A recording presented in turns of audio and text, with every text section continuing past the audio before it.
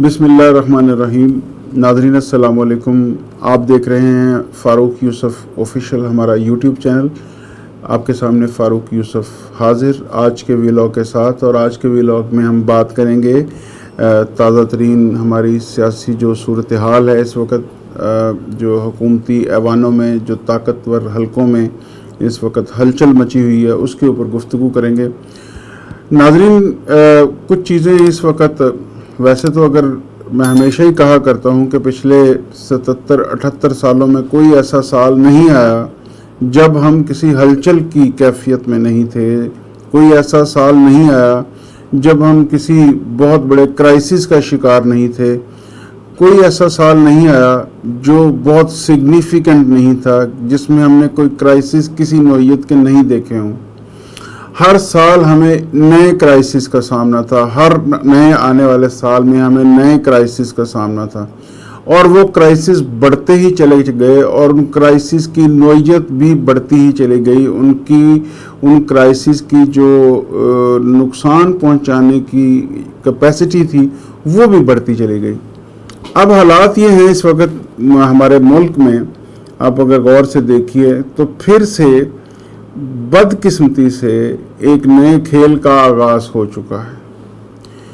कुछ लोग बहुत खुश हैं कि शायद इमरान खान और उनकी पार्टी के ताकतवर हलकों के साथ मामला तय पा चुके हैं, और अनकरीब जिस तरह अभी कुछ अर्सा पहले बुशरा बीबी जमानत के नतीजे में बाहर आई कैद से, जिस तरह अलीमा खान और उज़मा खान, इमरान खान साहब की जो बहनें हैं, वो उनको रिहाई मिली, और जिस तरह से इमरान खान साहब की रिहाई की बातें हो रही हैं, और इससे बज़ाहिर तो यही लग रहा है कि पिछले दिनों होने वाला जो पीटीआई का एहतजाज था, जो पाकिस्तान तहरीके इंसाफ का एहतजाज था, जिसमें बहुत बड़ी तादाद में लोग सड़कों पर निकले, जिसमें लोगों ने हुकूमत के ख़िलाफ़ एहतजाज किया, जिसमें सरेआम लोगों ने अनफॉर्चुनेटली पहली दफ़ा इस मुल्क की सड़कों पर कैमरों के सामने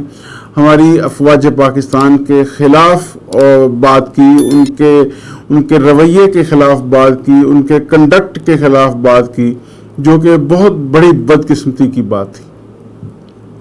लेकिन नाज़रीन, गौर कीजिए कि जब से पाकिस्तान बना, यानी जिस दिन हमने आज़ादी हासिल की 1947 14 अगस्त को, और उसके बाद से कौन सा दिन था जब क्राइसिस ने थमने का नाम लिया।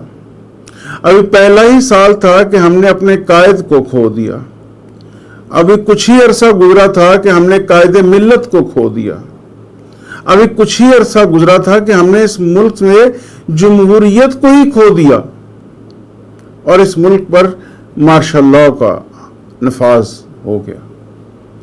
हमने अपने सियासी लीडर खो दिए।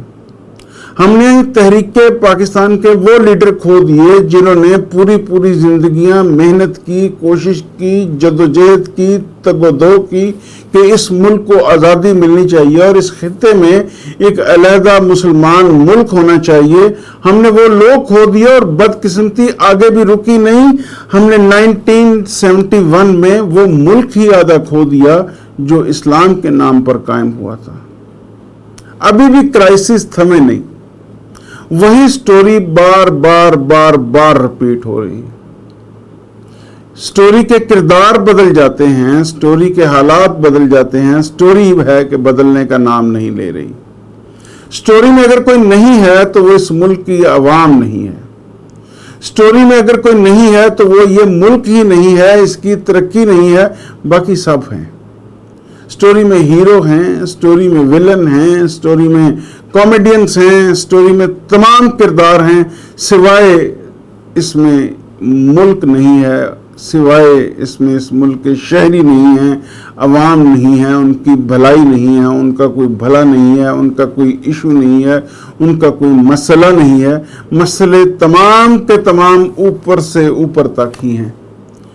वो मसले उनके हैं, वो आपस में हल कर रहे हैं, वो हल करते रहे हैं। कैसे? आज मसला ये है کہ ایک اشرافیہ کی جماعت جو ایک پولیٹیکل پارٹی، ایک سیاسی پارٹی کا حصہ ہے، وہ رونا رو رہی ہے کہ ہمارا اقتدار کا حصہ کدھر ہے۔ اس سے پہلے دو پارٹیاں ایک عرصہ تک اقتدار میں اپنا حصہ لیتی رہیں اور اب دونوں مل کے اس اقتدار کے مزے لوٹ رہی ہیں۔ تیسری پارٹی کو یہ غصہ ہے کہ اس حصے میں ہمارا حصہ کہاں ہے، اب ہمیں باری دی جائے۔ جب انہیں باری دی جائے گی تو پھر یہی دو پارٹیاں رونا روئیں گی کہ ہماری باری کہاں چلی گئی۔ یوں اس ملک میں کبھی سٹوری بدلے گی نہیں، یوں اس ملک میں کبھی کہانی تبدیل نہیں ہوگی، کیونکہ کہانی نگار وہی ہیں، ان کا طریقہ کار وہی ہے، ان کے مقاصد وہی ہیں، ان کے اینڈ ریزلٹ وہی ہیں، تو پھر بدلے گا کیسے کچھ؟ آپ کہیے کہ یہ خوشی کی بات ہے، آپ کہیے کہ یہ خوشی کی بات ہے کہ پاکستان تحریک انصاف کے چیئرمین، بانی چیئرمین جناب عمران خان صاحب کی دو بہنوں کی ان کو ضمانت مل گئی ہے، لیکن کیا یہ کافی ہے؟ اور یہ ضمانت، پہلی بات تو یہ سوال ہے کہ ان کو گرفتار کن کیسز میں کیا گیا، پھر جن کیسز میں گرفتار کیا گیا اس کے اوپر کون سی قانونی کارروائی عمل میں لائی گئی، فائنلی ان کو کن گراؤنڈز کے اوپر یہ ضمانت ملی۔ یعنی پس پردہ کیا ہو رہا ہے، پردے کے سامنے جو ہو رہا ہے ہمیں نظر آ رہا ہے وہ بھی ادھورا ہے، پس پردہ کیا ہو رہا ہے، اور جو پس پردہ ہو رہا ہے اس کے بینیفیشری کون ہے؟ کیا کبھی اس پس پردہ ہونے والی کارروائی کے بینیفیشری اس ملک کے عوام بھی ہوں گے؟ کیا ایک عجیب کھیل پھر سے نہیں کھیلا جا رہا؟ کیا اقتدار کی جنگ اوپر ہی اوپر جاری نہیں ہے؟ ایک طرف جانے والے چیف جسٹس ہیں جن کے بارے میں موجودہ عدلیہ کا کہنا ہے کہ وہ کوئی اچھی مثالیں قائم کر کے نہیں جا رہے، ایک طرف کچھ سینئر جج صاحبان ہیں جن کا خیال ہے کہ انہیں سینیورٹی کی بنیاد پر جو عہدہ ملنا چاہیے تھا وہ نہیں ملا، یہ ایک غیر روایتی کام کیا گیا ہے۔ کچھ ایسے ہیں جو بہت خوش ہیں جنہیں ایک خاص طریقہ کار کے عمل میں لاتے ہوئے پاکستان کے سب سے بڑے عدالتی عہدے کے اوپر فائز کر دیا گیا۔ یہ کھیل یہ نہیں ہے کہ یہ کھیل صرف عدلیہ میں چل رہا ہے، سیاست میں بھی یہی چل رہا ہے، اسٹیبلشمنٹ میں بھی یہی چل رہا ہے، بیوروکریسی میں بھی یہی چل رہا ہے، ہر جگہ یہی چل رہا ہے، ہر کوئی ایک لیگ پولنگ کے کھیل میں شامل ہے، ہر جگہ پہ گروپس بنے ہوئے ہیں۔ اور اب بدقسمتی یہ ہے، کچھ دیر پہلے ہماری ایڈیٹوریل ٹیم میں یہ ڈسکشن ہوئی کہ ہماری بدقسمتی دیکھیے کہ اس ملک کی اب عدلیہ بھی تقسیم ہے۔ پہلی دفعہ عدلیہ میں اس قدر واضح تفریق نظر آ رہی ہے۔ وہ justice Qazi Faez Isa chief justice of Pakistan جن کے آنے سے یہ گمان اور خیال کیا جا رہا تھا کہ چونکہ وہ بہت بڑے خانوادے سے تعلق رکھتے ہیں، وہ بہت بڑے خاندان سے تعلق رکھتے ہیں، وہ اصولوں والے آدمی ہیں، ان کے آنے سے عدلیہ میں مثبت تبدیلیاں آئیں گی، کچھ مثبت روایات قائم ہوئیں گی۔ وہ مثبت روایات تو قائم نہ ہو سکی، ان کی جگہ پہ کچھ نیگیٹو، کچھ منفی روایات ضرور قائم ہو گئیں۔ اور ایک سینئر جج نے ایک خط لکھا کہ جب فل ریفرنس کال کیا جائے فل بینچ کو تو اس میں میرا یہ خط پڑھا جائے کہ جانے والے چیف جسٹس نے کوئی اچھی روایت قائم نہیں کی، جانے والے چیف جسٹس نے ہماری ملک کی عدلیہ کی جڑوں کو کمزور کیا ہے، بیرونی مداخلت کو موقع دیا ہے، اور بیرونی مداخلت کا رستہ نہیں روک سکے عدلیہ میں، جس کا نقصان عرصہ دراز تک اس ملک کو اب بھگتنا پڑے گا۔ یہ ان کا الزام ہے۔ شاید ان کے الزام کے پیچھے وجہ یہ ہو کہ وہ یہ سوچ رہے تھے کہ ایک خاص طریقہ کار جو کہ وضع کیا گیا تھا اس ملک میں शुरू दिन से उसके तहत उनको इस मुल्क के आला तरीन अदालती ओहदे पर फायज होना था, लेकिन उनको नहीं होने दिया गया और एक तरमीम करके एक ख़ास तरीक़ाकार को फॉलो करते हुए उनको पीछे धकेल दिया गया है, जिससे ये तासुर मिल रहा है कि नून लीग, और ये देखिए ये भी बदनसीबी है कि हमें ये कहना पड़ता है कि ये जजेस जो हैं इनकी फेवर्स नून लीग के साथ हैं और ये जजेस हैं जिनकी फेवर्स पीटीआई के साथ हैं। ये ना सिर्फ हैरान कुन है, ये अफसोसनाक है, जो कि नहीं होना चाहिए। अदलिया का किरदार तो इतना साफ और शफाफ होना चाहिए कि उनके फैसलों से ये हमें पता चले कि वो बिल्कुल न्यूट्रल थे और उन्होंने कहीं भी इंसाफ के ऊपर कोई भी कॉम्प्रोमाइज़ नहीं किया, और यहाँ तो हमें कॉम्प्रोमाइज़ ही कॉम्प्रोमाइज़ नज़र आए। ये रही हमारी बदकिस्मती। इसके बाद अब देखिए क्या होता है।